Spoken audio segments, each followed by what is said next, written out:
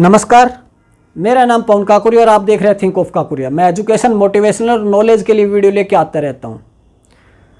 बहुत बार एक ही सवाल पूछा जाता है कि भाई मैं कौन सी कंट्री में जाऊँ, मैं ये काम करता हूँ, कौन सी कंट्री में जाऊँ, मैंने ये किया है। तो उनके लिए मैं सीधा सीधा एक हिंट दे देता हूँ एक बार कि भाई जो भी लेबर जॉब के हैं और जिनकी इंग्लिश अच्छी है, लेबर जॉब है, जितने भी लेबर जॉब वाले उनकी इंग्लिश और नॉन इंग्लिश और मीडियम इंग्लिश तीन तरह से लेके चलेंगे।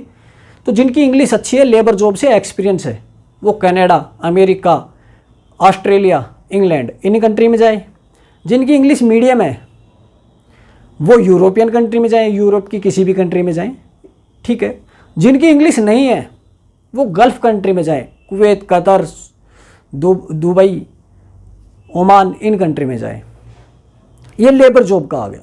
अब बात करते हैं स्टूडेंट्स की कि स्टूडेंट कहाँ जाएं। भाई साहब, आपको एजुकेशन लेनी है और आपके पास पैसे अच्छे खासे हैं तो आप कनाडा, अमेरिका, ऑस्ट्रेलिया, इंग्लैंड जाएं। जिनके पास पैसे थोड़े कम हैं, इतने पैसे वो नहीं लगा सकते एजुकेशन पे, तो वो पोलैंड, जर्मनी यानी यूरोपियन जितनी भी कंट्री है इनमें आप ट्राई करें। उसके बाद जिसके पास और भी कम पैसे हैं तो भाई साहब इंडिया आपके लिए सफिशिएंट है। और मैं कहता हूँ जो इंडिया का पढ़ा लिखा है ना, वो कहीं भी जाएगा, सब जगह तैरेगा, डूबेगा नहीं। तो इंडिया की पढ़ाई इतनी बेकार नहीं है, हम लोग बस थोड़ा सा उसको ध्यान नहीं देते, बाद भागने की ज़्यादा कोशिश करते हैं।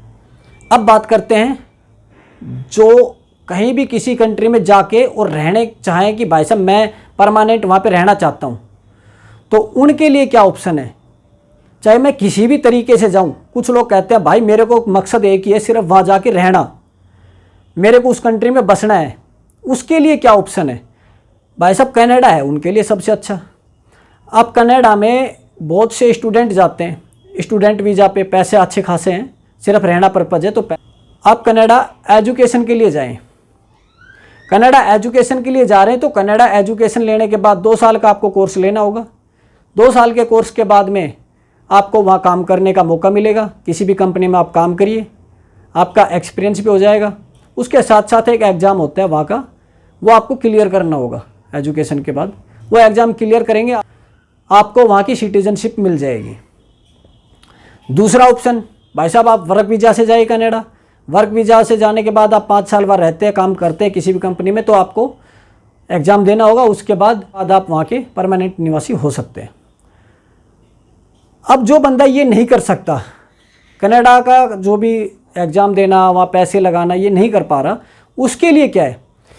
उसके लिए आप यूरोपियन कंट्री जाएं।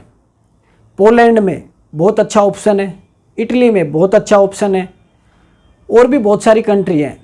यानी कि आप यूरोपियन कंट्री में जाएंगे तो एक किसी भी कंट्री में, यूरोपियन कंट्री में आप जाके रहने लग जाइए।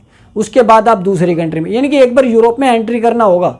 बस यूरोप में एंट्री करने के बाद आप वहाँ की कंट्रियाँ चूज कर सकते हैं। फिर धीरे धीरे आप कौन सी में जाएंगे। आपको एक बार यूरोप का मिल गया परमिट, तो यूरोप में काम किया, सारा कुछ हो गया आपका सेटल, तो आप दूसरी में, जर्मनी में जा सकते हैं, किसी और भी कंट्री में जा सकते हैं जो आपको सूटेबल करे, आपकी जॉब के हिसाब से, आपको रहने के हिसाब से, आपका मन करे वहाँ आप रह सकते हैं। और उसके बाद जब बंदा चाहता है कि भाई मेरे को तो इंडिया छोड़ना ही है और मेरे को इंग्लिश भी कम आती है, मेरे को तो बाकी भी दिक्कत है, पैसे की भी दिक्कत है, उनके लिए ऑप्शन है गल्फ़ कंट्री। आप गल्फ़ कंट्री 1-1.5 लाख में जाके और आराम से टूरिस्ट वीज़ा पे भी जा सकते हैं, जो विजिटर वीज़ा है उस पर भी जा सकते हैं, और वर्क परमिट पे भी जा सकते हैं। और जाके आप वहाँ पे रहेंगे, रहने के बाद आप धीरे धीरे वहाँ सेटल हो जाएंगे, कोई नहीं पूछता। सबसे अच्छा ऑप्शन है वो, अगर आपको इंडिया से ही निकलना है। बाकी कंट्री में आपके पास पैसे नहीं होते, आप ज़िंदगी जी सकते हैं, ठीक है। तो सबसे अच्छा फिर आपके लिए इंडिया ही बचता है, और इंडिया से अच्छा कुछ नहीं। तो आप अपने हिसाब से डिसाइड करें कि आपको अदर कंट्री जाना है। तो मैंने बताया कौन कौन सी कंट्री में क्या क्या ऑप्शन है, ये आप पे डिपेंड करता है। जय हिंद, जय भारत।